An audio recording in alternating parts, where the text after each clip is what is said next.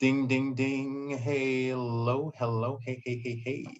Hey, people. Oh, okay, let's see. First things first, do I want to keep this camera here?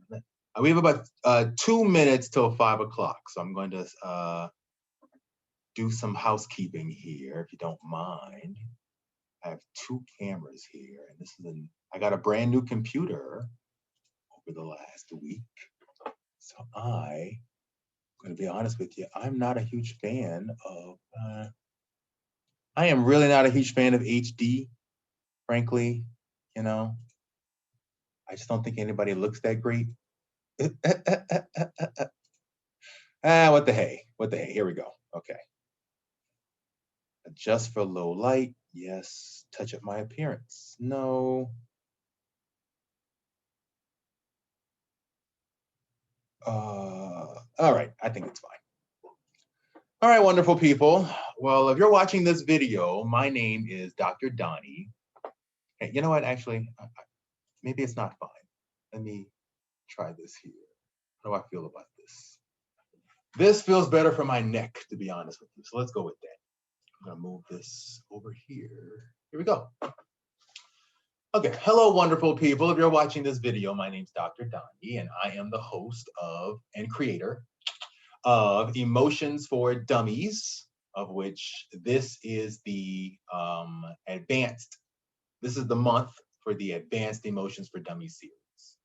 I'm gonna wait a couple of minutes to see what happens today. Unfortunately, last week and the week before, last week I plumb forgot about class, and the week before I had to do a recording because I was like moving and stuff. So I just to be present for the wonderful people who may need this help, just to give my presence just to be here as much as I can be. And it's summer also, and COVID is ending technically, kinda in the US, kinda. So a lot of people are just doing summer, they're not staying indoors at 5 o'clock on a hot day on a Saturday, and that's really 100% understandable. I was feeling that way too for a little bit last week. So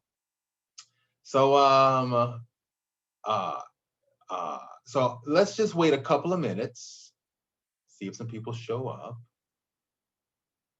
If you're watching this video, I always start class by saying, when people show up, I'll give a bit of an explanation about who I am. So I'll do that in about 2 minutes. But for classes, every class I teach, I'm a sociology professor here at CSU East Bay. Well, there you go. I'm explaining who I am right there. I always like to start class by asking, how are you feeling?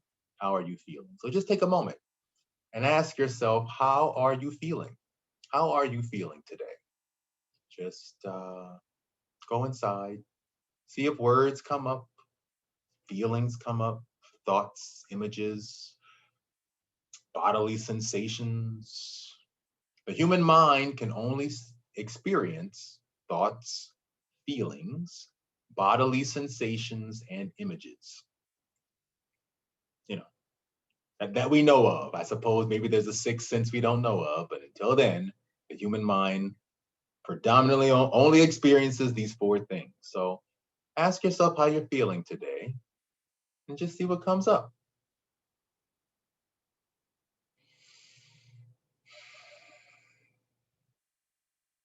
How am I feeling today? To be honest with you, I'm feeling relief. I'm feeling relief because I also am feeling pain. So one, I'm addressing some painful things in my past, in my life. Feeling through pain hurts. When you get on the other side of the pain, you feel relief. You feel relief. So I feel pain, I feel relief, I feel hurt. I heard myself say that. I also feel like an openness, a calmness. I've been doing this whole thing where I just acknowledge pain. Just acknowledge the pain, the pain I've been through. I realized as a teacher, a student, Part of being a student is swallowing the pain and just kind of working through, pushing on. The bigger goal of getting your degree and minimizing what you may be really going through on an emotional level in terms of pain. So you may be someone expertly good. If you went through school and you got, semi-decent grades, you may have been taught to just swallow the pain, to push through the pain. So that's a great lesson maybe to get through school, but that lesson will not, pushing through the pain in terms of getting through life is like, it's like building your house on top of, like lava. So you got to constantly keep walking through the lava to get to your house. Like it doesn't lead for a happy life, constantly just pushing through the pain. It might give you a great workout. If I push through the pain, my pecs would be a lot more buff if I could just push through the pain. I could see that. But in terms of having a happy emotional life, I got to tell you, pushing through the pain is one of probably the worst things you can do. But at some point, you will have to sit with the pain, face the pain, make peace with the pain, give yourself compassion in all those places you feel pain. And those things will help you get through life, your emotional life. That's really important. So that's why I've been compassionate. That's another thing I'm feeling right now. A lot more compassionate. Yeah.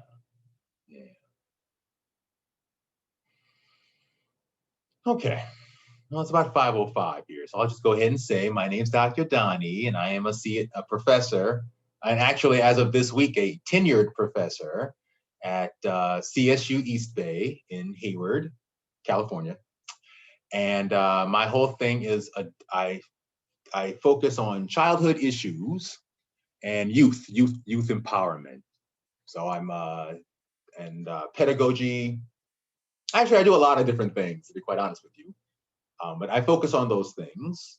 I'm also a mindfulness meditation instructor, and I'm also a musician.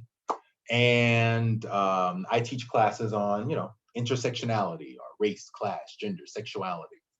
I started off doing that actually, and got into the youth development stuff, and then got into the what's called social emotional learning, which is what we're doing here right now. And in the last few years, getting in touch with my own personal life, bringing meditation into the classroom.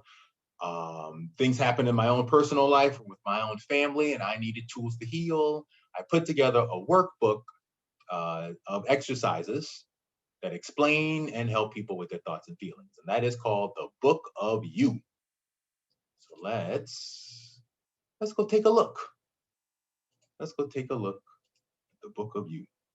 Oh, wait a minute. Let's do this. I'll bring this here. And then, okay. So for people watching this video, if you go to the information page about the video, there will be a link to this workbook. Okay. And so the Book of You is a series of exercises. Oh, look, somebody's online right now. An anonymous hyena. Okay, so the Book of You is a series of exercises to help anybody with their thoughts and feelings. I even put a blank right here so you can put your own name on it, right? So this is the Book of Donnie, right? If you're interested, I have a Spanish version as well, El Libro de Mi. I have students who help me with a Spanish version, in case you have Spanish-speaking family members who need this resource. You're arguing with your mom, you've been arguing with your mom forever. She never listened to you. Well, now you can give her some wisdom in her language, okay? Okay, and then as always, if this information helps you in any way, shape, or form, the number one most important thing is to receive it. Receive, okay? I do these classes because I genuinely feel this is a life's calling. Life calling, ding, ding, ding, ring, ring, ring, life calling, okay? This is a life calling for me. So, I'll be doing this probably from now until the day I'm dead, whether that's in the next 5 minutes or the next, 100 years. 100 years. Yeah. So when I'm offering this, and I'm just asking, the best thing you can do in this space is to receive. Take this information, do the work, get in touch with your thoughts and feelings. Use this information to help others. That is the best thing you can do with this information. If in any way you are able to give in some way, whether that's, well, the most important way to give, like I said, is of your emotions. All right, come to class. Come to class and use this space to give. We can run through your examples, open your heart. That's the best way to give. Absolute best way to give. Okay, come to class with love, or with love from me. I welcome you here. That's what I'm trying to say. But I would also say that in any way, if you feel like, in that process of love, a couple of bucks fall out of your pocket and you like to give to further this work, you can do that as well. Okay, there's some links there. You're more than welcome to, just chip in a few bucks, and anything that goes there is going to be used to spread this work. Okay, and honestly, I just like to go there and just look at the money and just know people cared enough to say, hey, I'll give you $2. I can't tell you the smile that put on my face. $2. Okay, I've gotten lottery tickets. I've gotten a lottery ticket that put a smile on my face for like a day, thinking I might win. Okay. $2. Maybe a bag of chips, a tiny bag of chips, made me a little, maybe made me happy for about 15 minutes, I have a student who left me $2. And honestly, it's brought me months of happiness to know somebody cared enough just to leave that little bit, just to say, hey, I'm on your side. It just meant the world to me. So anyway, it ain't about the money. It's about the energy. I'm trying to send out as much loving energy as I can here. And I just want to say, whatever you're willing to give or receive, go for it. Go for it. Okay. Please use this work to dig into your feelings, though. That's what's really important to me. Okay, and like I said, I teach 3 classes. I teach a beginner's emotions for dummies class, a regular emotions for dummies class, and then an advanced class. Okay, and this is the advanced class. And each class lasts about a month.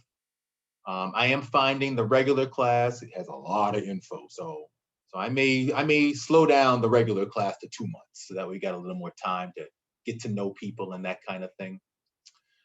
Yeah, that might be nice. But this is the advanced class this month.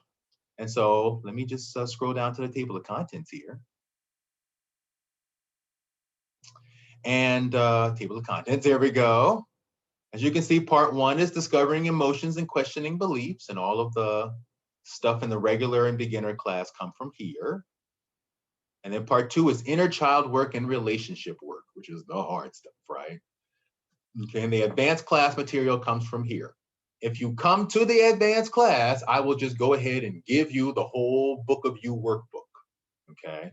If you come to the regular classes, I have a Emotions for Dummies workbook, which is a smaller version of all this stuff. And then that way we can start there. So that way I can guide you a bit through all of these things, because this can be really heavy. So I just like to guide people as much as I can through this process. Okay. So today we are looking at, yesterday was grief, last week was grief. So today we are going to do deconstructing beliefs.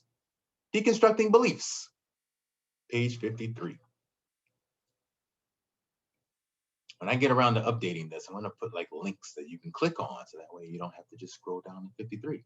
Because this was originally a workbook for, all my college students, not an online thing.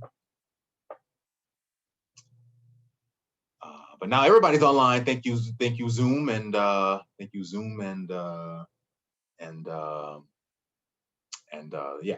COVID-19, right? Okay, so another thing I always like to say about class is, I'm doing all this talking, and that's what I do. That's what I'm here for. Your job is really to just kind of lean back and listen, okay? You're welcome to participate. You're welcome to read along. You don't ever have to, okay? This is about opening up your heart and getting in touch with your feelings. So the most important thing is to make yourself comfortable, right? Because that's a requirement to get in touch with your feelings. Okay, you can always come back and revisit these words some other time. You know, you can replay the video, you can get the workbook and read them later. You don't have to read along. The most important thing is for you to get comfortable. Okay, so get comfortable. We're going to talk about beliefs here, deconstructing them. Beliefs. You may have thoughts about what beliefs are. You may not. This is going to go places, so just keep that in mind. Okay. And this comes from a video I saw called Byron Katie's Santa Fe Weekend 2005 on the YouTube channel Always in the Now. So these are the words of a spiritual person, a mental health healer person named Byron Katie. And from the book, I Don't Want to, I Don't Feel Like It, How Resistance Controls Your Life and What to Do About It by Sherry Huber and A. Naranyanan. Oh, and then there's one little bit here by Laotsa, and Stephen Mitchell is the translator of the Tao Te Ching, which is a ancient Buddhist text, an old Buddhist text, in case you don't know what the Tao Te Ching is. In case you don't know, a lot of this comes from, well, I approach all of this from a Buddhist perspective, but you may not. And actually, that's the big part of this is I decided to figure out ways, how does all this really speak to each other, all these different religions? And this worksheet actually blends those things together. So I'm going to use the word God here, but just note you're free to exchange the word God for any other term that works for you, okay? While all religions preach a universal truth called God, Muhammad, the universe, Tao, love, consciousness, higher purpose, the higher power, whatever word works for you, deep nature, the essence of things, yeah, whatever word works for you. In our everyday lives, our everyday religion is the beliefs we place onto everything. Beliefs we give so much meaning, we begin to see them as who we are, or how the world works, or what is just true about life. However, strong beliefs are not reality.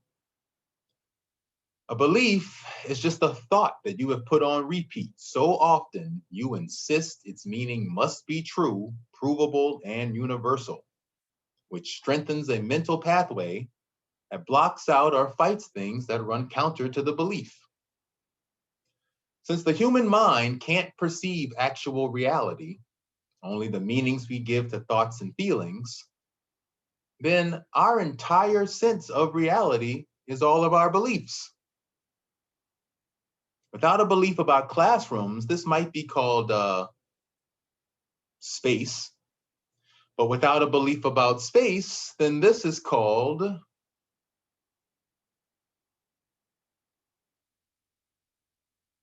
if I couldn't call this piece of paper in my hand paper, here we go.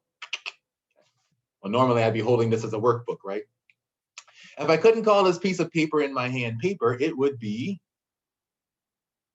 in fact, if you drop all the meanings, everything you are thinking, life is just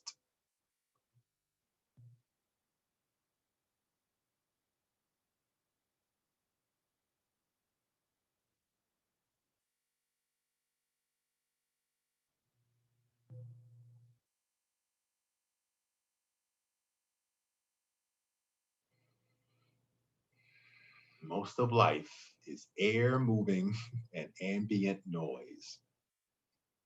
So, beyond belief, reality is both nameless and all-inclusive. Reality is nothing, no thing. It's just what is. Our strong beliefs about our strong beliefs about ourselves and the world often come from our childhood socialization. As we are socialized in childhood, our ability to think crystallizes into learning meanings, beliefs, and concepts. From our beliefs, we shape judgments, or an ability to compare and evaluate. And then identifying with those judgments becomes our personality and worldview. Oof. Once our mind shapes our sense of reality, our feelings kick in so we can act to protect our boundaries. For example, it turns out that shame is related to our beliefs. When we acknowledge our faults, limitations, humanness, shame is actually healthy. When we feel the need to lie and hide our true self, shame becomes toxic.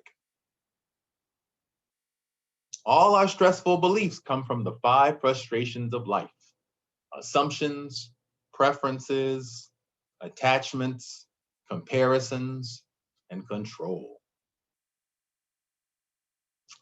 We get so caught up in our thinking, we rather blame others or reality when things don't work out. However, being willing to question beliefs is the only way we can allow ourselves to stop filling our ego with confusing, contradictory thoughts and allow it to support our heart, inner child in a healthy way. Some of our strongest beliefs are about our identity because our ego is dedicated to holding on to who we think we are. However, if beliefs are thoughts and thoughts are not real, then our ego identity is not real either. It's just the byproduct or coping mechanism of our socialization and thought patterns.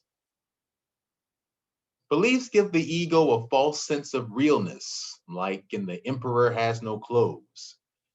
So to keep that power, we use the 5 frustrations of life to make everything about ourselves. Once we believe it's about us, we have no choice but to judge, react from that position, even if it confuses us or feels bad. Each judgment is a post-it note or memo, literally a memo, that creates the ego's sense of world, reality. So it is guaranteed that it will resist change, maturity, and do the opposite of what is best for us. Because to do otherwise would mean releasing the control.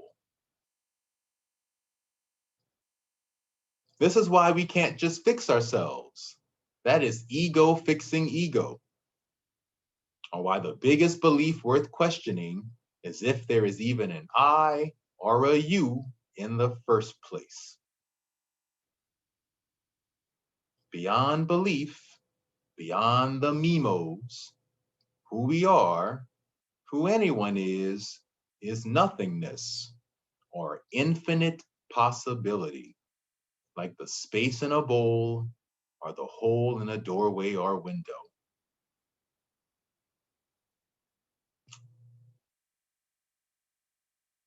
No more inner or outer arguments or stress, just being present with life as it is. A living state of total rest and peace, like Jesus, or one of no repression, judgment, or meanings, just love and innocence like a child.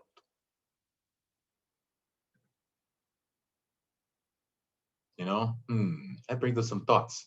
Jesus could have sort of only had one belief, right? I am the Son of God. God is love. I am the Son of God. That was like the only belief Jesus had. Hmm. And then he got crucified. And then he got crucified and then resurrected into heaven. Hmm. Hmm.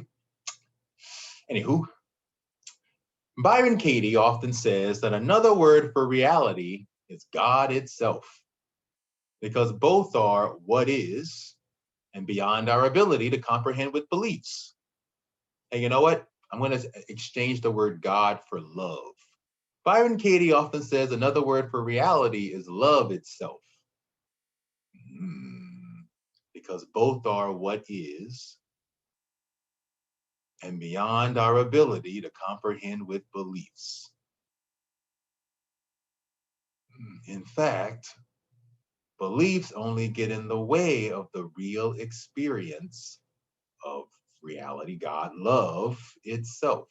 Beliefs get in the way of the real experience of love itself.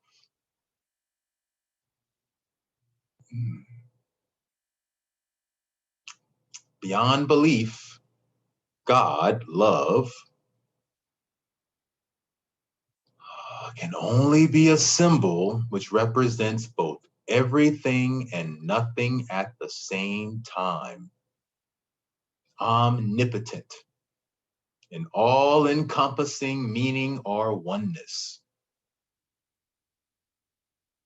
Connecting this to childhood socialization, if our parents shape our sense of the universe, and a negative parental relationship means a negative belief in the universe, then we can expand this to say all of our negative beliefs about life are ultimately distorted meanings about our connection to this oneness, our Heavenly Father. We abuse our ego by using beliefs to separate from and act as God, which is the original sin, impossible, shameful, and hopeless. Arguing with people's beliefs is exactly like arguing with the rain. It won't help manage your feelings, and that oneness isn't going to change at all.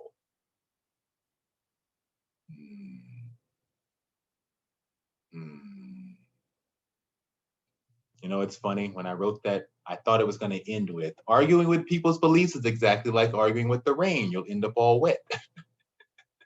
But you may not end up wet if you argue with people's beliefs. It just won't help you manage your life. And yeah, the ultimate truth of all of it isn't going to change, right?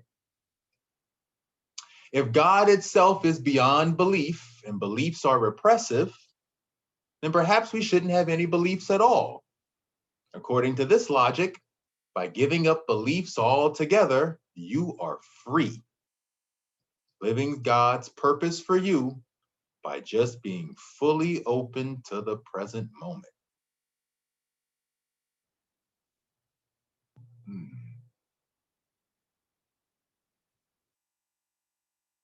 Oh dear. Oh wow.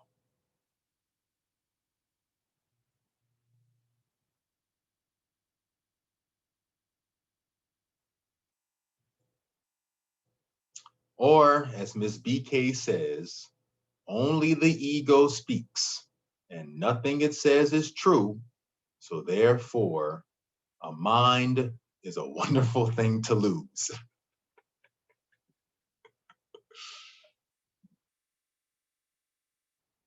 We like to praise God when we get what we want, but often wonder, why does God allow bad things to happen? If winning a Grammy is God's will, then so must be all the poverty, violence, and other injustices. If God is everything, then the higher power must always hear us and give us what we want. It just may never come the way we wanted it, have the effect we wanted it to have, and it may come with all sorts of unexpected consequences. And this is so because of the role that our negative beliefs, our judgments, play in directing our lives. Being consciously critical can help make you a great student or professor. But since our reality is our thoughts and the mind is 80% unconscious, this makes judgment a very powerful tool that actually turns you into the thing you judge. If I judge you as mean or hurtful, I become resentful and hurt me. If I judge myself as not good enough, the mind will find all the reasons why I am right, feel bad, won't try in life, and then won't be good enough. One way to see the effect of our negative beliefs is to examine our anger, hurt, and fear through our complaining and defensive behaviors. This shows us how our resentments, regrets, and other unconscious commitments cause confusion in our lives.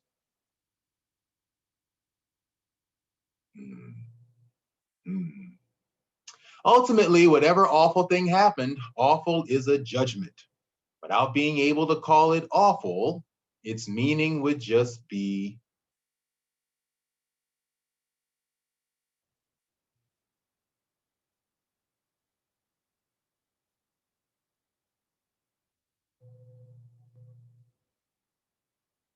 this is why awful can mean both bad and inspiring. If we open our minds to the good or the God of the situation, we can use even the bitter, sour lemons of life as potential for sweet lemonade. All this might sound really out there, but what is clear is that if we unlearn by deconstructing our beliefs, we can live more in harmony with the world the way things are instead of fighting about how they should be. And if all this is true, then dropping all our I know judgments and moving to a permanent don't know open-mindedness is the quickest way to fall in love with life, free ourselves from codependent thinking, and strengthen our faith. A don't know mind is the demonstration of totally healthy shame, because a person who realizes the limitations of all their beliefs can only live in present moment reality, this here now. Or literally, follow in the steps of God.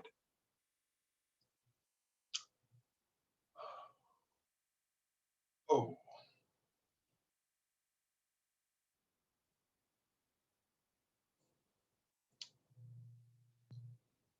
holy whoa.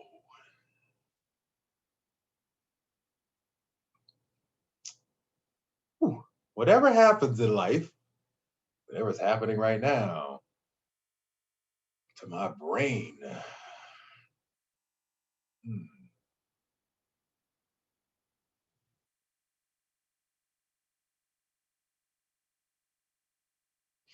Whatever happens in life, we all have a holy trinity of questioning thoughts, space to feel our feelings, and time to rest in our self-care toolkit. Or God, Son, Holy Spirit equals thoughts, feelings, rest. God, Son, Holy Spirit equals thoughts, feelings, rest. This exercise will help you deconstruct any beliefs you are holding by finding their opposite or making positive affirmations. Google Louise Hay. She's a person who does this. This is also known as cognitive behavioral therapy. Particularly focus on any beliefs you have held from childhood to today. Also, no belief is too simple. Even the sky is blue. It's worth questioning and feeling through. Finding your internal truth may not be what the world would say is true, and it may or may not change what you do in life. But inquiring will help build a healthier belief system that is one more in line with reality. Okay, so let's give this a shot. So oh, I have an example I already wrote here. Let me nix that there.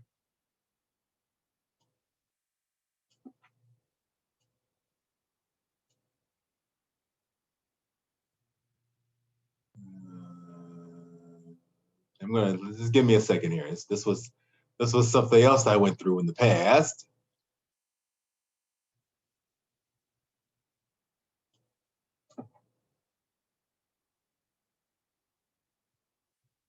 Okay, just let me. I'm actually kind of having a little fun reading some of this, but I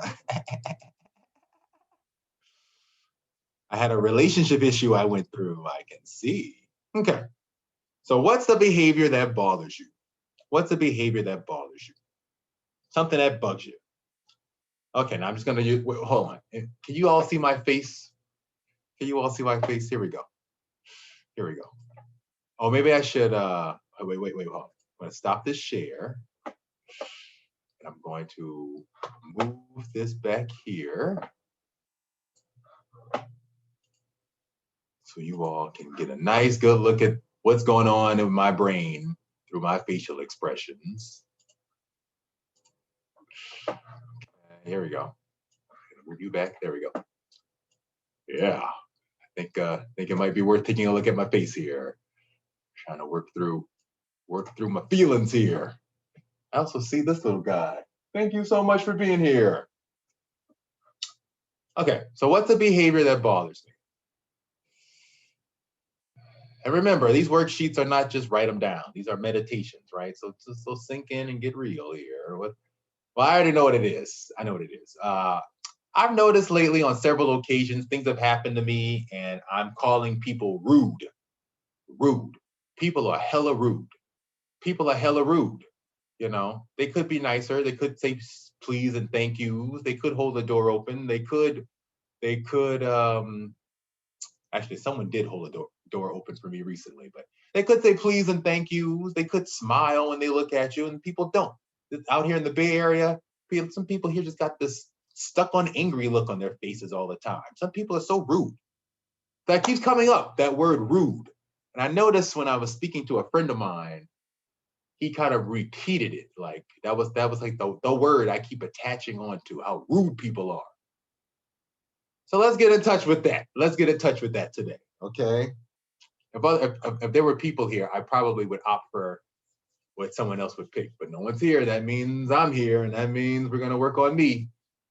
That's what this is all about. Okay, so people are rude. I'm gonna write that down. What's the behavior that bothers me? Can't stand how rude people be acting. Let's go with that. Rude people be acting so rude to each other, to me. Yeah, rude. Okay.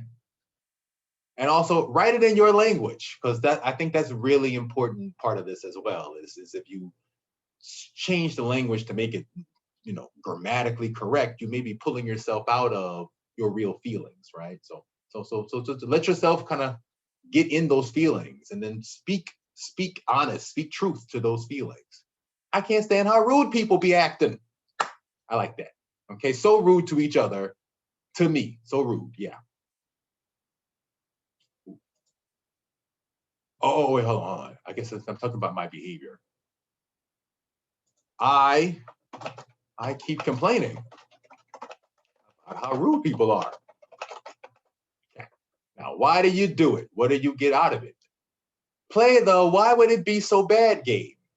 If the negative thing or worst case or opposite of what you wanted happened, why would it be so bad? Keep digging down about 1 to 3 more times. What is the core belief you have here? Okay. Let's see. I gotta go in and fix this, re-edit this worksheet here. Okay, well, let's see. Why do I do it? What do I get out of it? Why would it be so bad? Why would it be so bad if people were rude? Well, let's go with this. Let's go with this. Because there's 2 things we can look at here. How rude people are, or my complaining. Or my complaining. Since we're talking about me, let's go with my complaining. Why do I do it? Why do I complain so much? Why do I complain so much? Well, because it doesn't stop. People, you know, people were rude last week, and they were rude. They're gonna be rude next week, and they were rude a year ago. People, what do I get out of it? I get to acknowledge how rude they are. My anger. I get to acknowledge my anger. Oh, okay. Oh.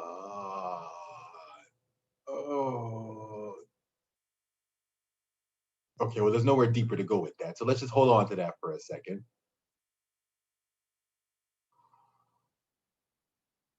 Why now? Why would it be so bad? Well, what's the worst case scenario here?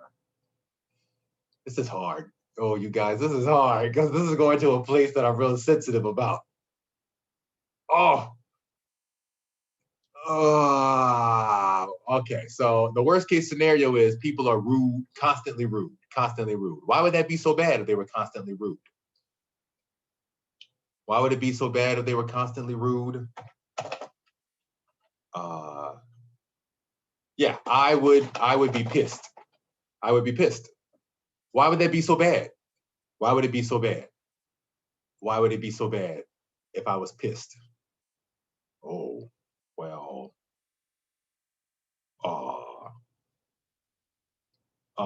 well, because my being pissed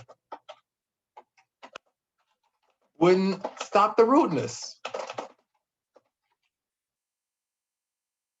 And I would feel pissed and frustrated, or pissed and what's the word I'm looking for here? Not frustrated, but like it's not working. It's not working. Fear? Is that fear? Hopeless. Hopeless, pissed and hopeless and afraid. Wouldn't stop the rudeness, and I would feel pissed and hopeless and afraid.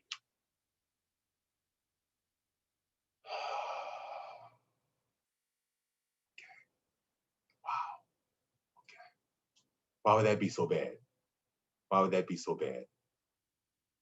Why would it be so bad if I was pissed and hopeless and afraid? Well, I just feel like it would never end.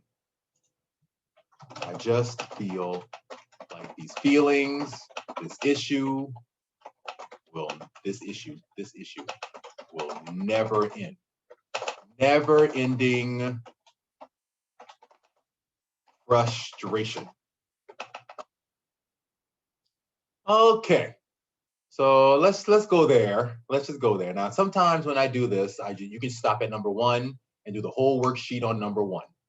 Sometimes you can, go get to 2 or 3. Today we're going to go to 3, but this is something I know I go too often. So let's just go. Number 3 is really sticking at me here. The core belief here is if I feel these feelings, they will never end. No. The core belief here is these feelings and this issue will never end. People being rude and me being frustrated will never end. Never ending frustration. Okay. Let me just breathe for a second here. This is going to some spots. This is going to some deep spots, some little kid spots. Because I've been, the term rude. I don't know if any of you ever watched the show Full House. It actually is having like a recasting of sorts on Netflix right now. But there was a character on Full House named Stephanie. She was the middle child, and she was the same age I was when the show was on TV. Or I guess the actor is the same age I am now, really. But one of her slogans was constantly to complain about how rude people were. How rude! She said that all the time, Stephanie. She also got called Step on Me. She got made fun of a lot too. And she always said, how rude, all the time. I think that's where this comes from. Well, I know that's where this me saying it like that. I know that's where this comes from. But what's the feeling underlining that? I'm still not exactly sure. Okay, well, we're gonna find out. Let's go. What's the story? What's the story supporting these ideas? Well, I watched a show where the middle child constantly said, how rude, to everyone when they weren't kind. People, what did I say earlier? Are always going around in the bay with no smile on their face. Well, let me use my language. No smile on they. Hey, this is Juneteenth weekend, right? If there was ever a time to use Black vernacular English, it would be this weekend, wouldn't it? Just kidding. People are always going around in the bay with no smile on their face, just looking mean. People often look at me and throw me nasty looks. Look at me like I am some freakazoid. Don't know what to make of me. Don't know what to make of me, but will give me a nasty, disgusting look. Judgy, super judgy look. It makes me want to hit them, scream, throw my PhD at them, call them racist or homophobic, phobic, or transphobic.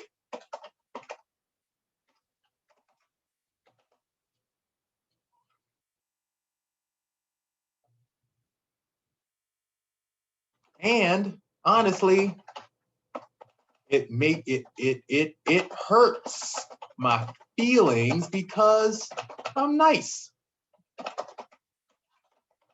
It makes me want to stay home, want to avoid people.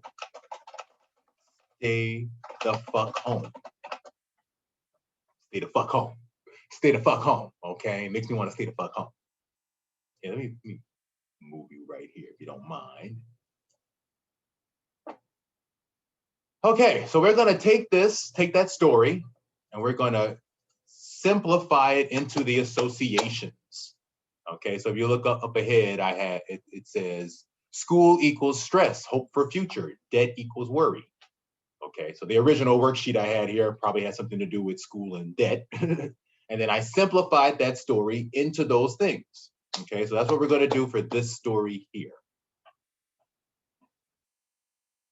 Okay. So let's take what I wrote. I'm just gonna keep reading.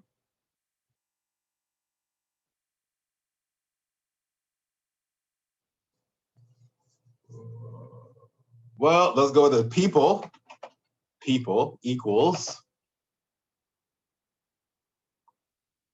no smile.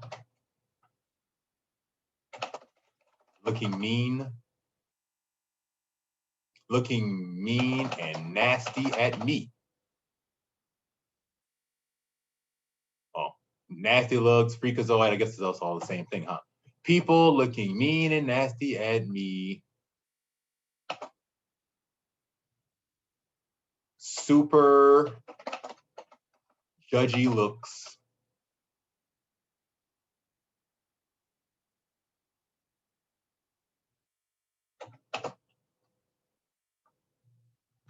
Makes me want to hit them. That throw my PhD part. Makes me want to hit them. Makes me want to hit them or call them racist, homo, transphobic.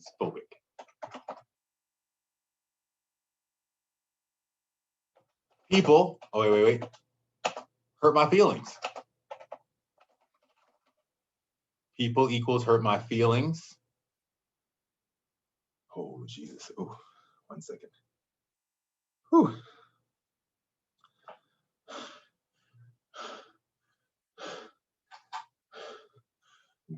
One second.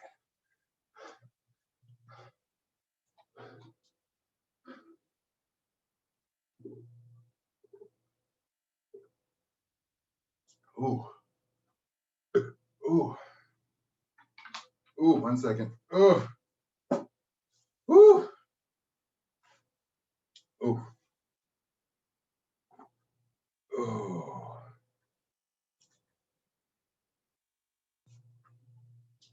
Woo. That was intense. Ooh. Woo. Woo. Okay. Sometimes I do these worksheets and something will just fall out of the back of my brain. And it's like a sudden, like,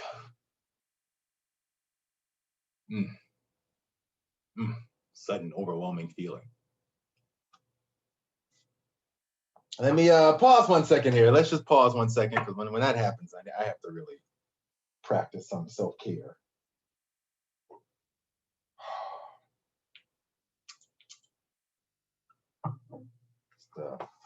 Bear with me 1 second while I rub something on my back.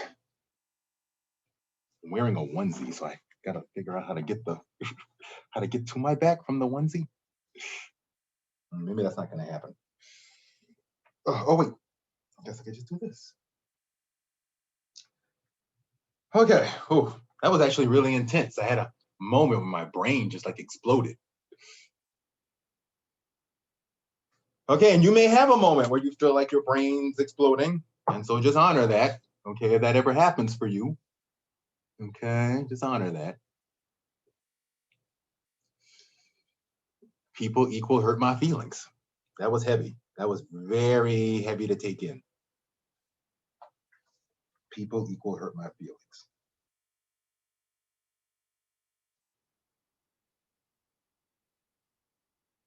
Be thankful you can't smell all this. I'm putting some oil on some very smelly oil on my back here. But it's good for eucalyptus. It's eucalyptus and cannabinoids. But it smells awful. The first time I bought it, I actually bought it, kept it in a bag, and then I went to a birthday party at a restaurant. And in the middle of the eating dinner, I decided to rub it on my hands, and the smell just went over the entire restaurant. It was hilarious. It was hilarious, but it really annoyed everybody also. So just be thankful you're not in this room right now, I guess. Okay, people. Where was I? Racist, homo, transphobic. People hurt my feelings. People make me want to avoid and stay the fuck home.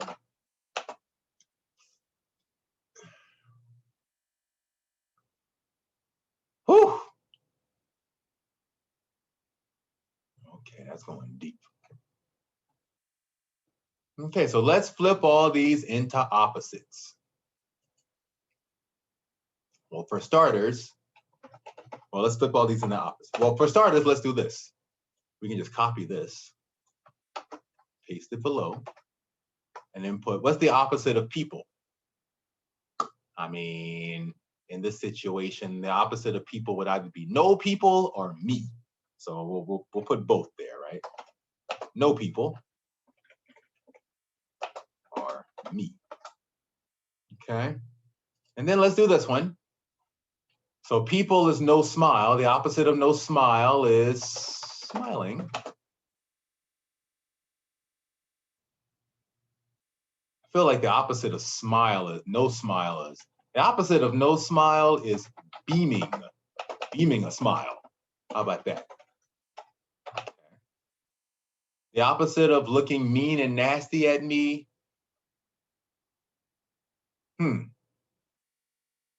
Opposite of mean and nasty. Well, looking kind and friendly at me. There's actually several opposites I could go with that there, because another one is looking mean and nasty at someone else. That's another one. That's another opposite there. Just point that out there, okay? And then I'll just put it here. Mean at someone else, okay? Super judgy looks. Super non-judgy looks. Makes me want to hit them. Makes me want to hit them. Makes me want to hit them. Makes me want to hug them. Or call them, let's see, hold on. Well, calling them racist, homo, transphobic is calling them a bigot, calling them a not open-minded person. So call them open-minded. Okay, We're gonna see where this goes. Hurt my feelings. What's the opposite of hurting my feelings? Nurturing my feelings. And makes me want to avoid and stay the fuck home. Makes me want to come close and stay near.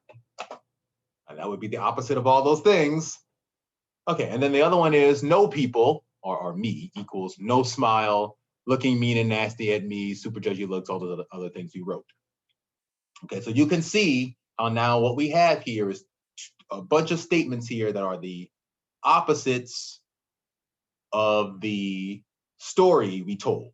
The story I told, right? These are the opposites of the associations, opposite associations of the story I told, okay, about rudeness, people and their rudeness. Okay, so now we can go down to the next step. Go to each one of those flipped opposites, get still and sink in, and find a reason why it is true. Okay, so here's meditation time. That was quite interesting, that moment that just happened with the brain. That was quite interesting.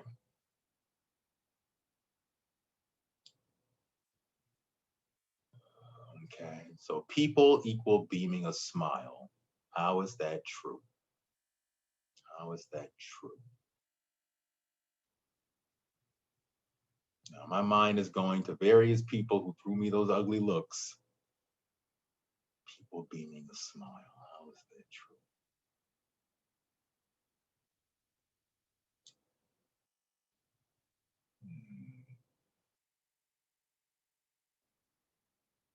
How is that true? Well, what's coming up for me is I see the person looking at me with a judgmental look, and then I see someone else behind them smiling. You know, there's people smiling all over the place, actually, when I think about it. But I'm kind of focusing on the grumble looks. I'm focusing on the negative looks. There's actually all kinds of looks going on, right? Because there's all kinds of people doing all kinds of things. But I am kind of like cataloging a lot of the grumbly looks, the negative, the mean looks. I kind of see myself cataloging that. I'm not cataloging the happy looks as much as I'm cataloging the mean looks. That's what I noticed right there. That's what I noticed right there.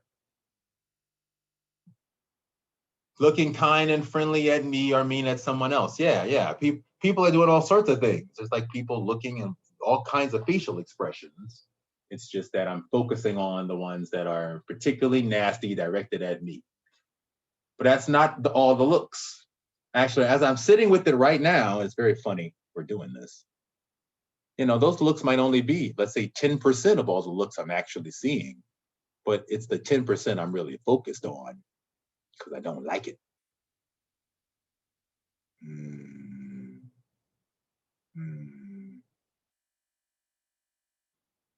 I mean, it might be 49% of what I'm seeing, but it's still 100% of what I'm focused on because I don't like it. And that's the truth of it. And that's the truth of it. Super non-judgy looks. Yeah, people are doing all sorts of things. All sorts of, I'm telling you, I'm looking at it right now. There's just all sorts of looks. And people look at me. I mean, I get smiles and I get funny looks and I get people who look at me like they know my inner secret. And I get people who look at me like I'm a freak of nature. I get all kinds of looks. They're not all, yeah, plenty of them are actually very friendly. The moment I really sat with it, they're actually plenty of them are friendly. It's just not all of them are friendly. And that's what I'm complaining about. Makes me want to hug them or call them open-minded. Yeah, there's lots of perfectly fine people out there. Wow, this is amazing. This is amazing.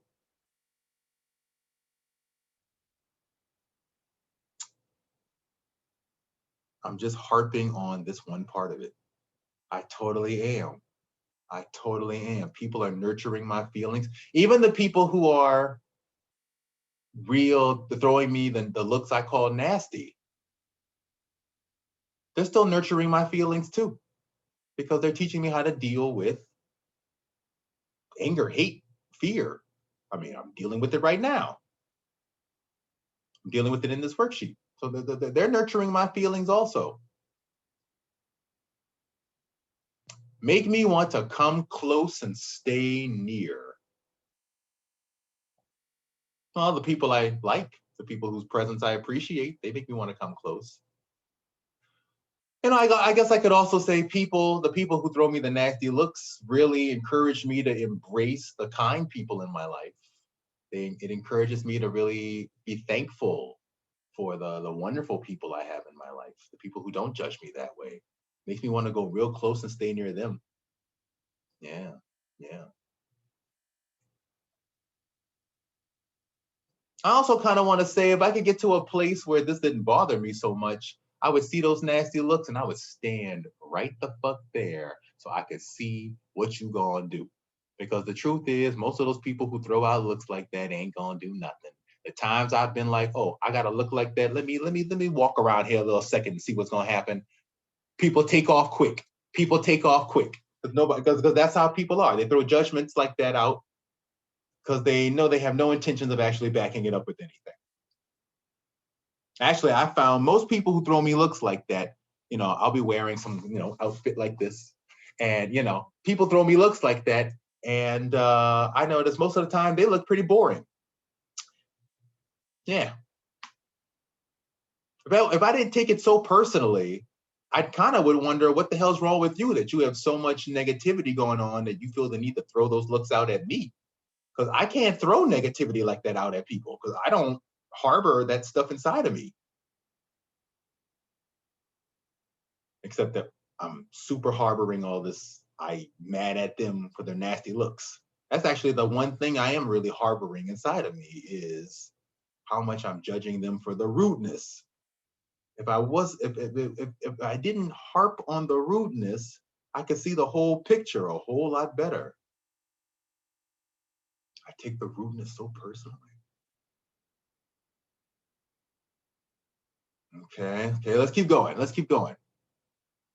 Okay, no people or me equals no smile. Well, first of all, no people equals no smile because no people around, no reactions. Or me equals no smile. Well, if I had no people in my life, yeah, that wouldn't be great.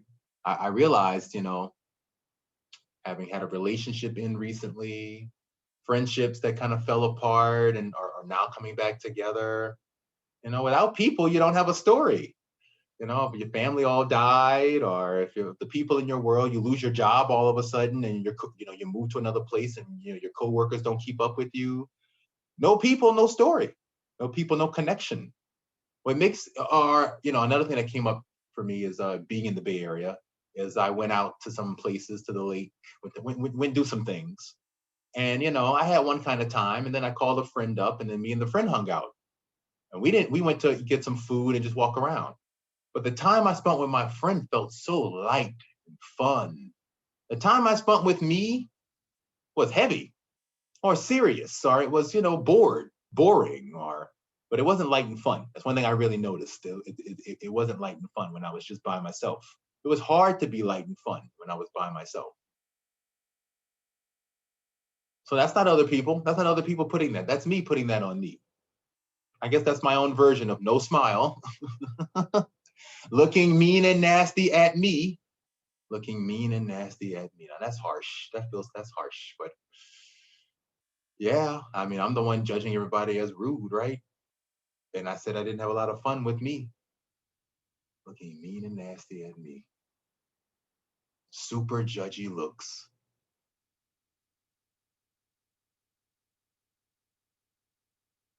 Makes me want to hit them or call them racist, homo, transphobic. Well, that's it. I'm super judgy at them. I'm super, super judging them. I'm judging me even for, well, how am I judging me? Well, I'm judging me as this person who seems to know what other people should be doing with their lives, and their feelings. That's a pretty super judgy look, I'll tell you that. Like I'm Miss Manners. Like I'm Miss Manners. I gotta look mean and nasty at any part of, well, the parts of my behavior I hide. And I gotta look at them mean and nasty because I'm Miss Manners if I act that way. Yeah, it makes me want to hit them. Makes me want to hit them or call them names. Yeah, yeah, it makes me want to grab the ruler. Like a nun grabbing the ruler. Hurt my feelings. Because, people are just doing what they're doing. But if I keep judging them or needing a positive response, I'm hurting my feelings. They're not hurting my feelings. They're just being themselves. I'm hurting my feelings. I could even say this: high expectations around people, this feeling of, oh, I need to interact with them and it needs to go well. Those high expectations is really hurting my feelings because I can't accept people's reactions for what they are. I always have this goal in the back of my mind, this standard, this judgment. That's me being super judgy. High expectations. High expectations. That's me being super judgy.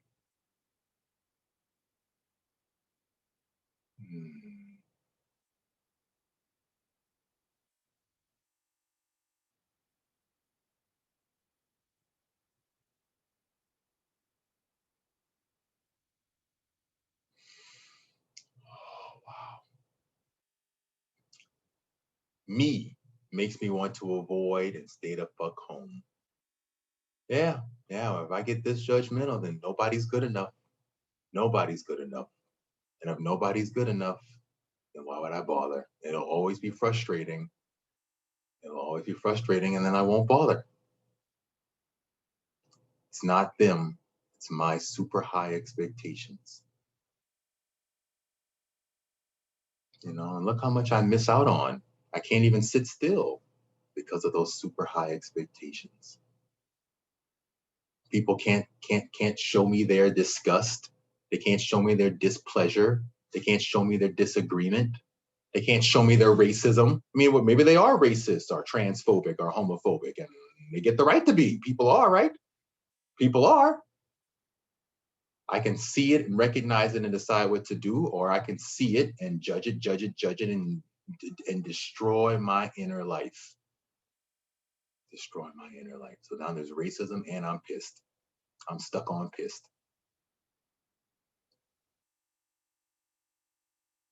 Oh man, there could just be one of those things. I don't have to be stuck on pissed. I make me stuck on pissed.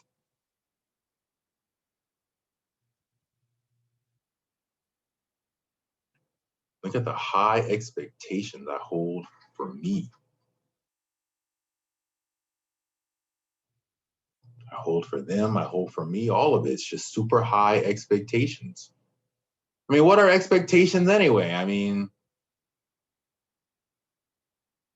oh, hold on, let's keep going. If I start doing this, we'll also, and those questions are at the bottom of the page anyway. So the next part of this is find a reason why it is good that each of these flipped opposites is true. Okay, so that's the next part of the work here. Why is it good that people equal beaming a smile, people equal looking kind and friendly at me or mean at someone else? Why is it good? Well, it's good because again, I'm taking in I'm taking in the negatives. I'm not looking at the whole picture. So it's good because those things really are the whole picture, and I could be looking at them. I just choose not to, and that's my being negative and judgmental, mean and nasty. That's my being mean and nasty, right? One person throws me an ugly look, and then the whole day I'm pissed at somebody for the ugly look I got, even though 10 other people might have smiled at me, and 20 other people didn't even notice. That's not about people. That's about me. That is wholesale about me. Trying to control that one person. That's all about the high expectations. Okay, so that's one reason why it's good, because it's pointing me to my high expectations and to how I'm not seeing the whole picture. Wow.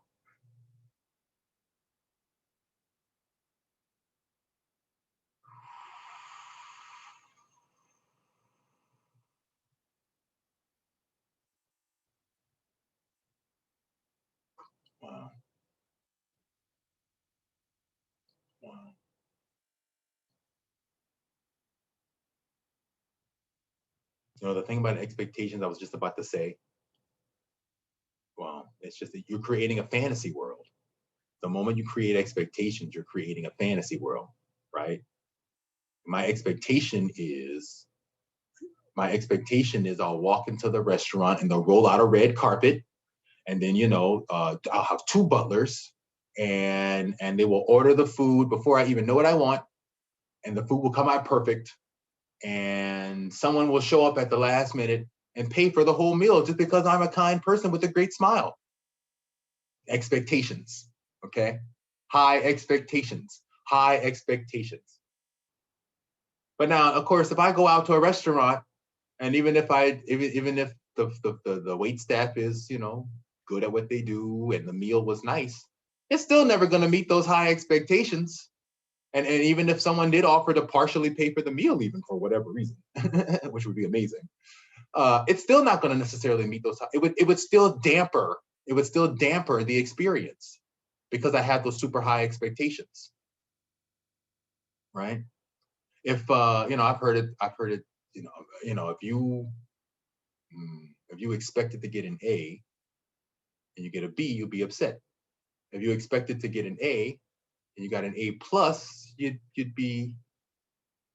I'm sorry. If you expected to get an A plus and you got just an A, you'd be upset. You'd still be upset because it didn't meet your high expectations. High expectations create a fantasy world in your brain, and the real world can never actually measure up because you can take any one of these things I mentioned and just kind of like cycle through it mentally, and then think about what it has to be, and it'll make the actual experience impossible to measure up. High expectations, the pain of high expectations, the meanness and nastiness of high expectations. So how is it good that me equals no smile, looking mean and nasty at me? Yeah, these high expectations, high super judgy looks, high expectations make me want to hit them or call them racist, homo, transphobic. High expectations hurt my feelings, make me want to avoid and stay the fuck home. Jesus Christ. Jesus Christ. That's it. High expectations. Oh, I place such high expectations on people, on myself. Okay, so we're going to answer those questions. Here it comes. We're going to answer these questions at the bottom. Finally, ask yourself, when did this behavior begin? Well, I already told you, with Steph on me when I was a kid. I also can remember when I was a kid, and I was a really nice kid, but I noticed the moment I got sick, I was very quick to start complaining about how rude everybody else was. I didn't get sick that often, but when I got sick, suddenly my demeanor went from being generally nice to really complaining about how rude everybody was. I remember that too. Does it connect to your childhood or relationship with your primary caregivers? Ooh, well, let's see. Well, it connects to my childhood, yes. My primary caregivers? Rude. Well, shit. I mean, my mom constantly talks about, my mom prides herself on avoiding crowds. She just don't like crowds. It just don't, she makes a squunched up face when she does it. And anytime she's around in a crowd, she'll stay for a little bit and then she wants to go home. My mom wasn't big on crowds and people. Crowds. My mom never went on about people being rude though, but she was very negative on crowds. And my mom was super overprotective as a kid and wouldn't let me socialize with anybody. I didn't have much of a social life until I got a car at 16. I felt very stunted. I felt very stunted by that. Spent a lot of time alone also because of that.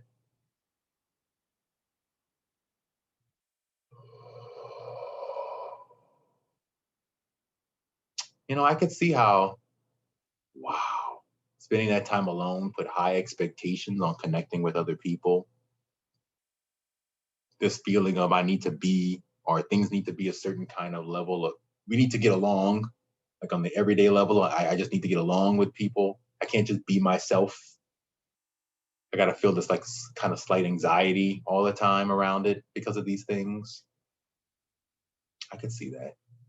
Why it's easier to just avoid people altogether. The moment one thing goes wrong, most people would sift through it, would wade their way through it. But I could just say, screw it, just avoid people constantly because that's what feels familiar. Because that's what I grew up in. That's what I grew up in. Very sheltered. Is there anything you believed then that isn't serving you now? Hey, on that on that note, neither one of my parents are social people. Like neither one of them. They don't go to they don't go to concerts. They don't do things involving crowds. Gambling, they go to the casinos, but that from what I've gathered, I guess because of the focus on the gambling part, they don't mind the people part. But even then, they mostly go and play slot machines and they don't socialize. From what I remember, I only went with them a couple of times. They don't ever talk about socializing anyway.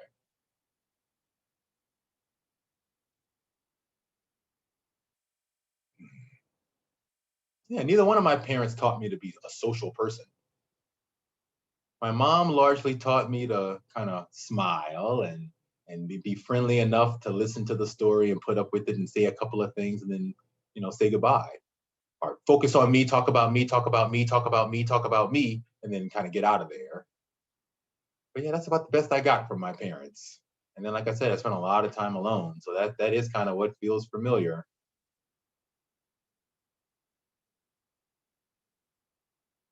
And then, of course, if I went out in the world and met people, if I could see being in that state, it would only take one or two things to go wrong to put me into a sensitive place about it.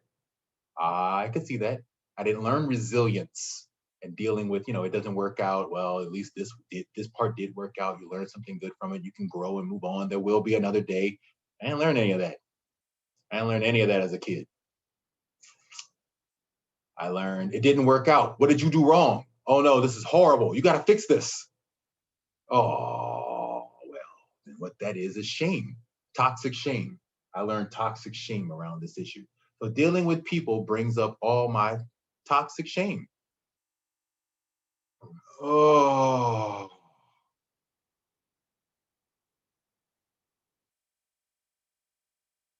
oh,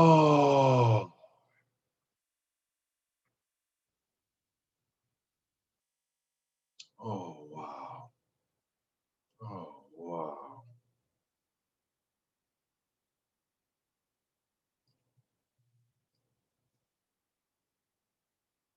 Oh, wow.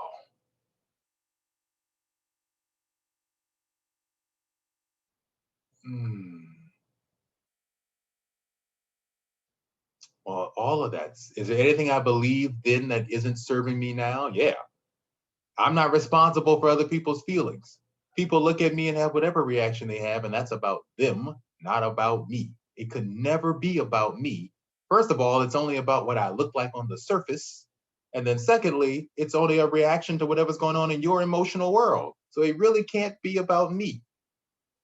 I'm taking it in because I haven't addressed my own issues with shame. And I keep looking to other people for approval because of those high expectations. And I mean, actually, I'm not looking. I have to. Yeah, yeah.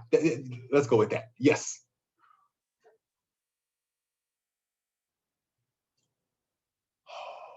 None of that's serving me.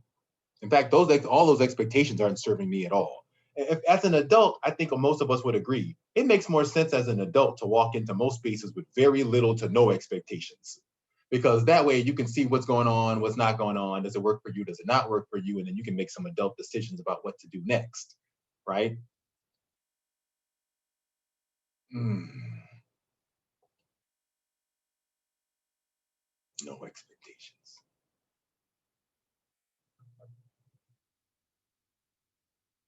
Oh.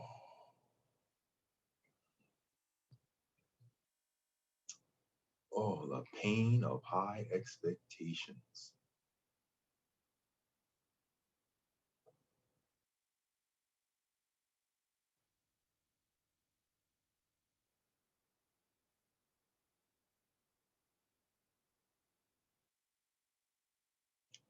The other, the other horrible thing about all of this is the moment I meet other people in the world who have those high expectations, I run from those people like the plague.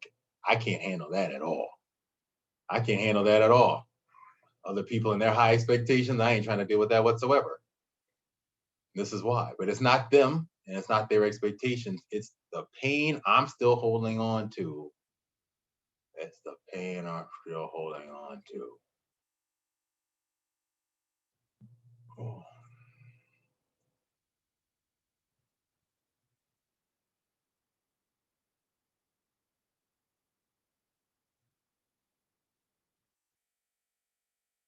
Oh. Well, thank God they would be rude. Thank God I would judge them that way so that it would bring me in touch with all this. Hell yes, in touch with my deepest pain. Oh.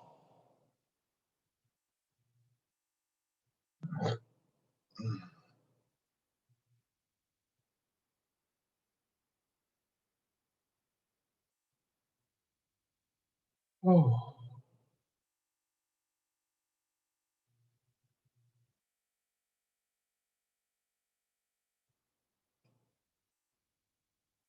Oh.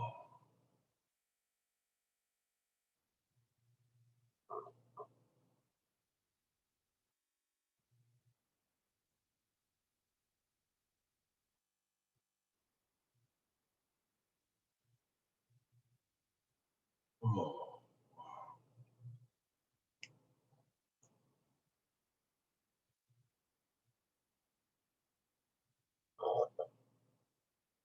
Oh. Oh.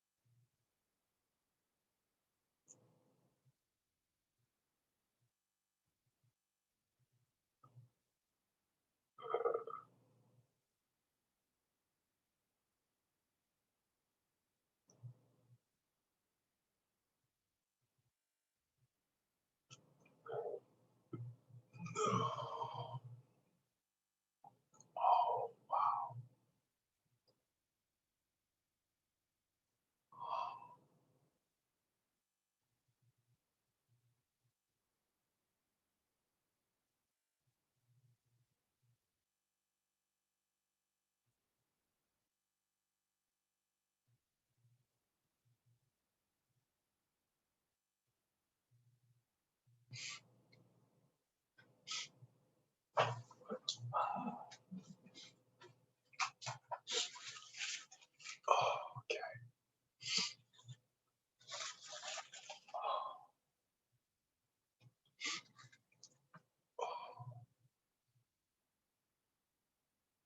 I guess what's also coming up for me is when I was a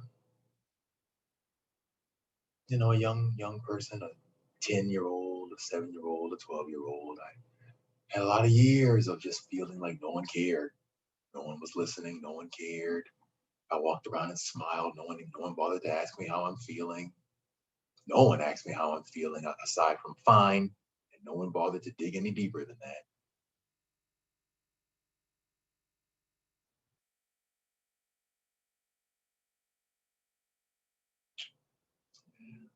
I can see how I was rude and mean to me. I cut myself off from people. I hid my feeling. Being in the closet as a gay person, I mean, makes you a pro at hiding your feelings, living undercover, becoming an expert, hider, expert at hiding. Oh,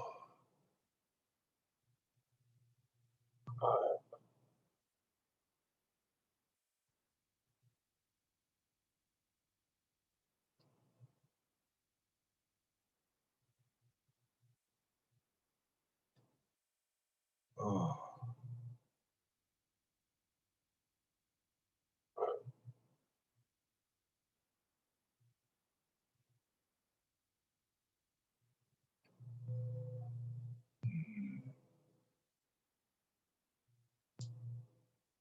oh, man. Oh,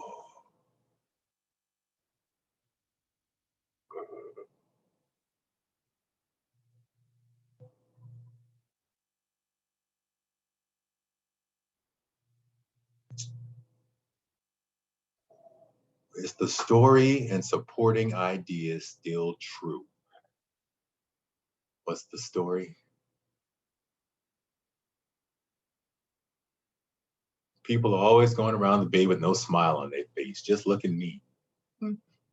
Some people are, and a lot of people are, but that's not the only thing. People often look at me and throw me nasty looks, look at me like I'm some freakazoid, don't know what to make of me, but will give me a nasty, disgusting, super judgy look. Yeah, periodically someone does.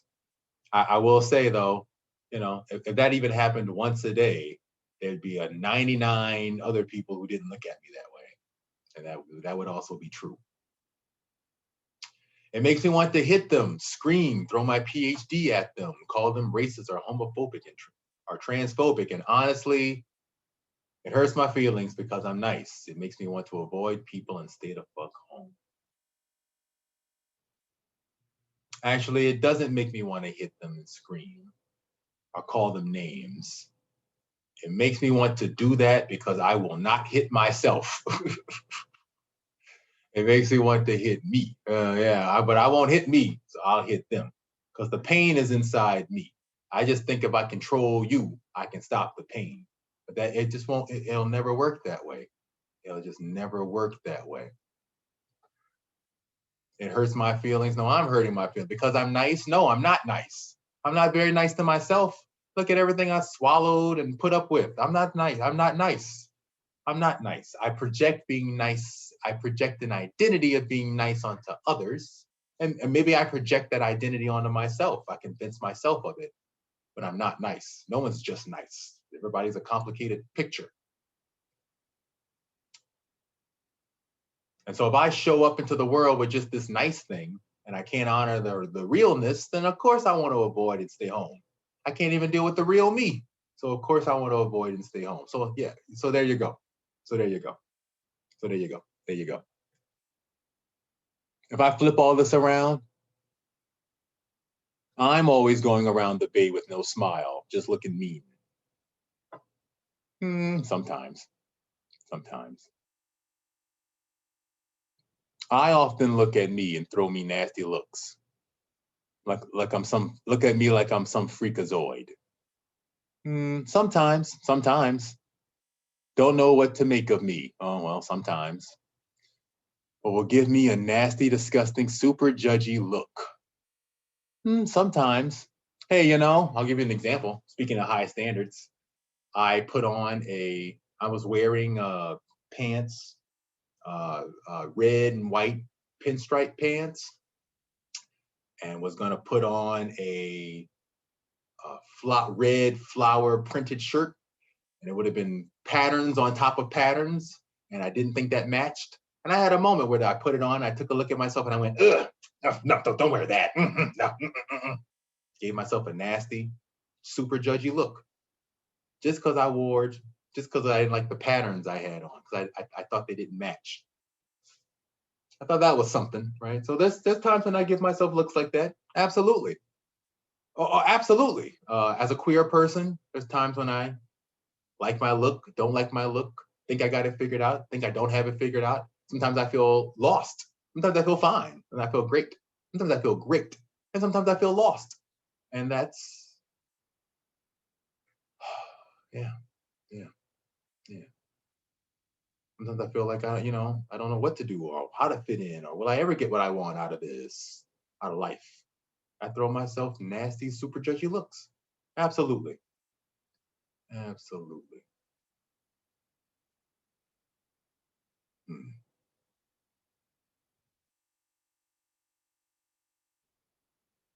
It makes me want to hit me, scream, throw my PhD at me, call me racist or homophobic or transphobic. Hey, I'll give you that.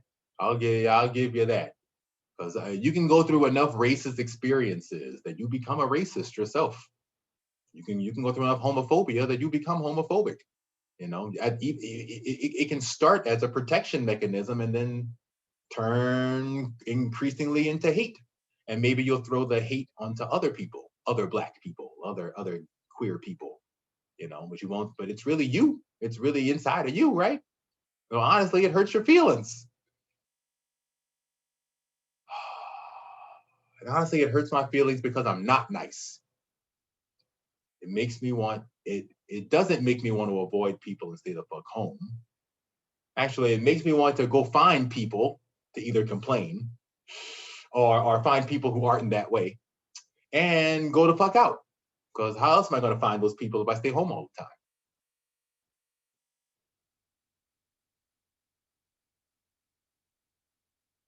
Okay, one more. Take your core belief, flip it around, and find supporting ideas. So, the core belief I had was I just feel like these feelings, this issue will never end. Never ending frustration. Hmm. I just feel like my thinking about these feelings will never end. I just feel like these feelings will end. Quickly ending frustration. Well, the moment I realized it was about my high standards, that I gotta tell you, I don't think I can revisit this issue the same way again. Somebody will do something pretty soon, and I will write them off as rude. I know, but I immediately know now that the real thing I'm judging is my high standards. It's my high standards. So good that I would label them as rude. It's just that rude that label is a check on me, not just them. Yes, they may be this thing I call rude, but this thing I call rude is about me, not about them. High standards. It's high standards. And you know what? If I go out in the world and think those people do it to me, eventually someone I love will do it to me, and I'll judge them the same way because that's how judgment works, right? And I do it. I do it to me. I look at me that way at some point. At some point, I put those clothes on and I think, oh, well, how are other people going to react to this? Oh, no, no, no, that's not okay. Yeah, it's all rudeness. Rudeness. Like I don't get the right. I see people wearing all kinds of just totally boring, meaningless crap all the time, but I won't give myself the same freedom to let myself express myself or to not dress up, to not look, coordinated. I get a right to have a day where I don't look coordinated. I get a right to have a day where my hair isn't all together. My hair is a whole mess. My hair can just be a whole mess, and it's okay. It's okay. I get a right to be a mess, right? Everybody gets a right to be a mess. Everybody gets a right to be a mess.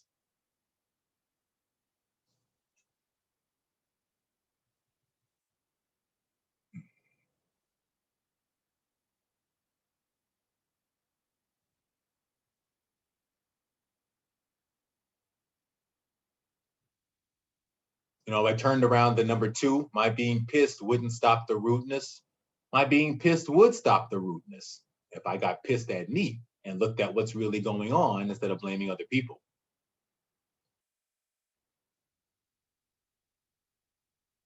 And then I wouldn't feel pissed, hopeless, and afraid. I'd feel what's the opposite of pissed? Relieved, understanding, with some hope, and more comfortable, less afraid. Yeah.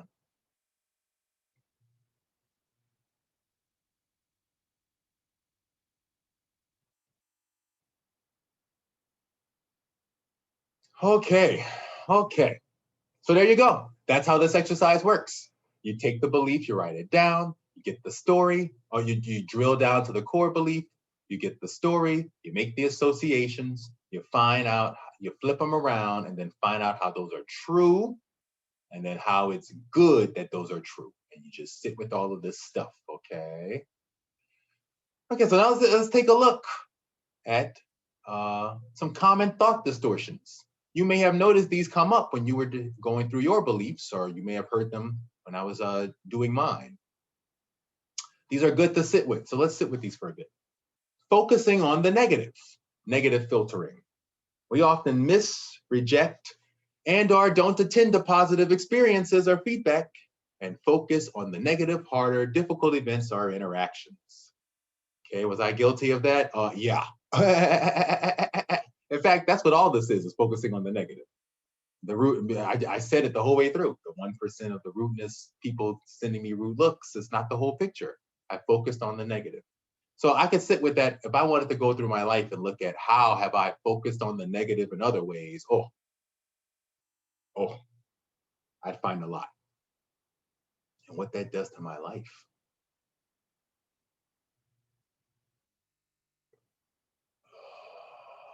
Focusing on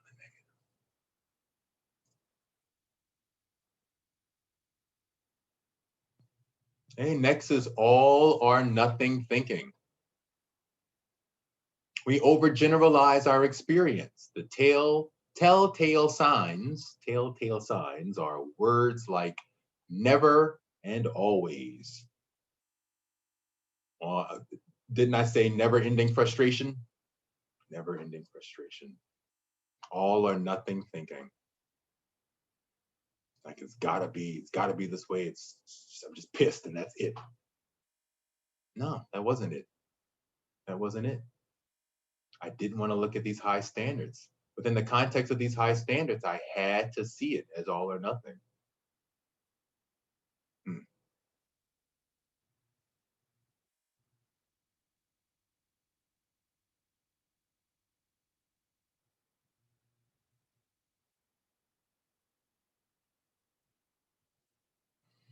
Hmm. Next is believing that feelings are facts. Don't believe everything you feel. Just because you may feel that things won't get better doesn't mean it's true. You know, feelings are important. They clue us into what we're thinking and believing, but that don't make them facts, right? They make them our personal facts, our personal truth, but it doesn't make it the truth, right?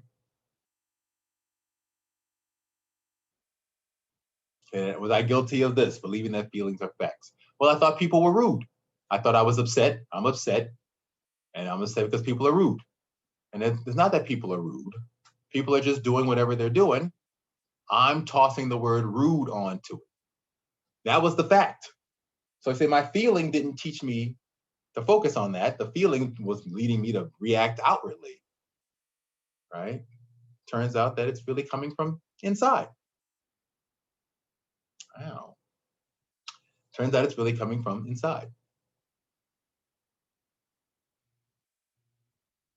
Okay. Mind reading. Often we make assumptions about the intent behind what someone has said or done without recognizing that we don't actually know what was going on for that person. Okay.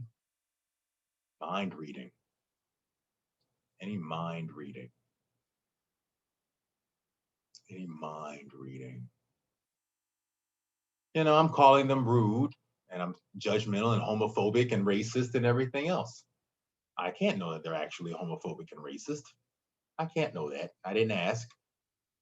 And even if it was, you know, I'm taking that to mean they're just ignorant and poorly educated and just lame, and I'm tossing all sorts of things onto it, and I don't really know what's going on for that person. I don't know the story behind what's going on.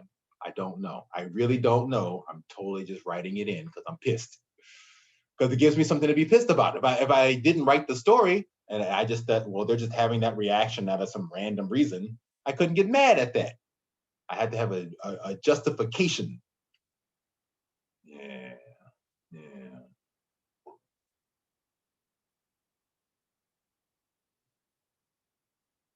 Catastrophizing. Next is catastrophizing, a tendency to think in worst case scenarios. My headache is probably a brain tumor. Okay, okay, yeah, yeah, yeah, yeah. Well, thinking it'll never end, never ending frustration. That's catastrophizing for sure. Everybody's rude. That's catastrophizing.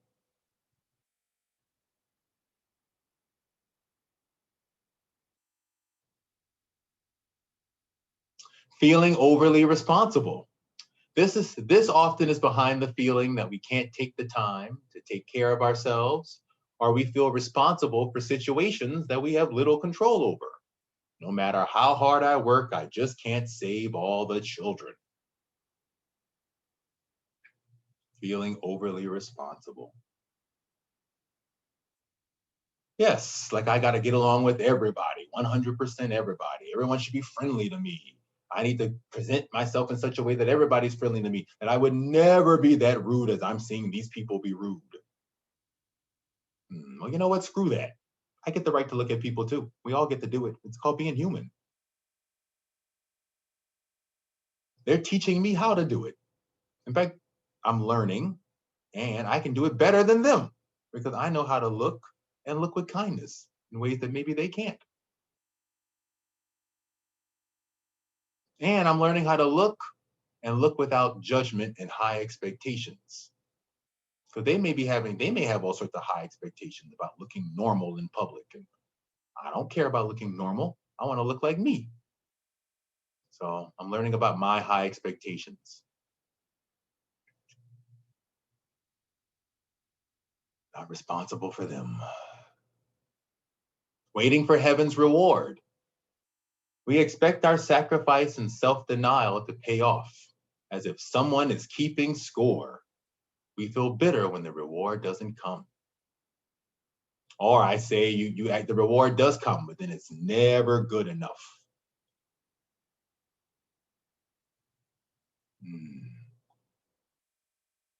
And then predicting the future and well, hold on, I just got to take a moment here. That feeling overly responsible business, as someone who's a college professor and a student for a long time, obviously you are responsible for your grade, but let's face it, I mean, a whole semester, anything can happen. Your GPA, the idea that your GPA determines who you are as a person and it means so much. A lot of that comes to me like I'm feeling overly responsible. That feels like a lot of pressure right there. Just say that. Make space for that.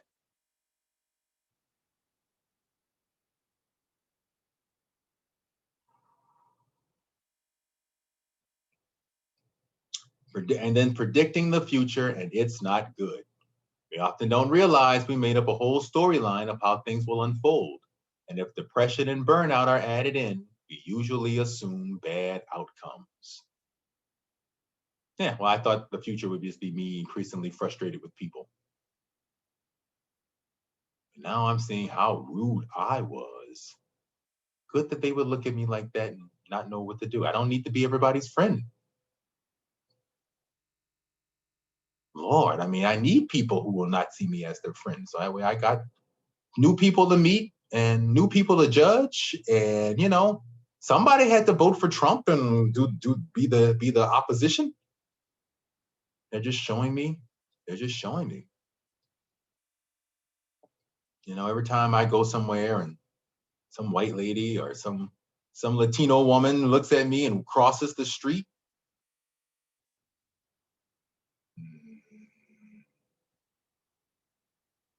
You know, I don't have to just see their racism or call them racist. I can see how I'm putting high. They get the right to cross the street. Anybody gets the right to cross the street. You get the right to scream and cross the street if you want. It's not about me. That's about your reaction. But if I keep going, well, they shouldn't cross the street. Why are they crossing the street? Oh, that's racist. I'm connected to them in this real nasty way that leaves me feeling helpless.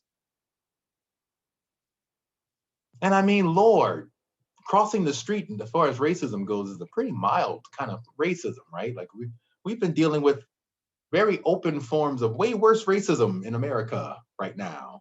I mean, yesterday or 2 days ago, an Asian woman got stabbed. Just older Asian woman was stabbed. Just rando, just stabbed. Well, I guess not rando. Racist attack, stabbed. Right. So I got to tell you, how would I feel? I mean, I'm just pissed at them crossing the street. Well, thank God they crossed the street because they decided to stab me. Whoo, that'd be a whole nother level. That would be a whole nother level. Oh, I want to almost say I don't even know how I would deal with that. Well, honestly, in that sense, crossing the street is doing me a kindness, a great kindness. Because if you come at, woo, wow, that's something to sit with. That's something to sit with.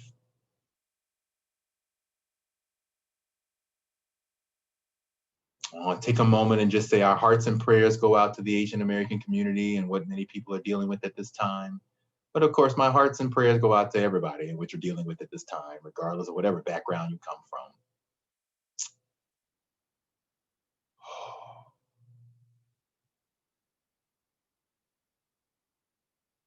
They are doing me a great kindness. They were kind enough to see their anger, see their fear, and then keep it away from me. It's not what I would have wanted. I can see the kindness in it now. And I can see how I judge them and how much I'm judging life with my high expectations, which might have gotten me through school as a young person, but is not working out so great as an adult. And so I'm willing to let go. I feel myself letting go of a lot. I don't know, who knows if these high expectations may be connected to other things too. There may be another worksheet to work on. But as you can see, this goes into lots of great places and is a great exercise to help everyone get in touch with their thoughts and feelings. Okay. Okay, so practice. No feeling is a one and done. This rudeness thing is going to come up. I'm sure. Give it 10, 20. Let me go outside. Let me go outside and see if people are around, and it may come right back. But I know I now have all these different, I have the word high expectations now that I can go to get in touch with so I can work through the rest of this, right? This helped me go to dig in places that were hard to go to, were really hard to go into. It really helped. It really helped. Okay, so practice. I hope you enjoyed this video. Again, if you I hope you received as much as you can. If you like to give in any way, there are links there. If you need to send me an email in any way, I have an email address. And if you have any issues yourself you're working on, feel free to come to class. Okay, feel free to come to class. Or hey, feel free to suggest a topic to work on in class in case you're working through something. Okay, I can do that as well. And just some final things before I wrap up. Next week we will be doing what's called the ego healer exercise. So next week's a 2-hour meditation called the ego healer. So if you're interested in that, please come. And then next month, which is the month of July, next month is Talk Time with Dr. Donnie. So for a whole month, I will literally just be sitting here, and then you are welcome to come and speak to me about whatever you want. I can just listen. I can point things out. I can just listen. We can run through an exercise. I may guide us, some steps of the way, but it's really 2 hours of just being present and making space. Okay, for me as well, making space for me as well. But it's just making space to talk. Just making space to talk. Okay, so if that's something that interests you and you think it may help may help to have someone to talk to, then consider coming. Okay. And like I said, I can either just listen, I can validate, we can work on one of these exercises together. Okay. Okay. So that interests you, feel free to come. Hope you enjoyed this video. Please share. Good luck with your thoughts and feelings. Help other people if you can. Bring them here if possible. And good luck. Good luck with your thoughts and feelings. Good luck loving yourself through your life. That is what all of us are here to do. Okay, so hopefully this gets you one step further along that path. Okay. Much love, everybody. Have a nice week. Have a nice weekend. And come to class if you want to work on anything.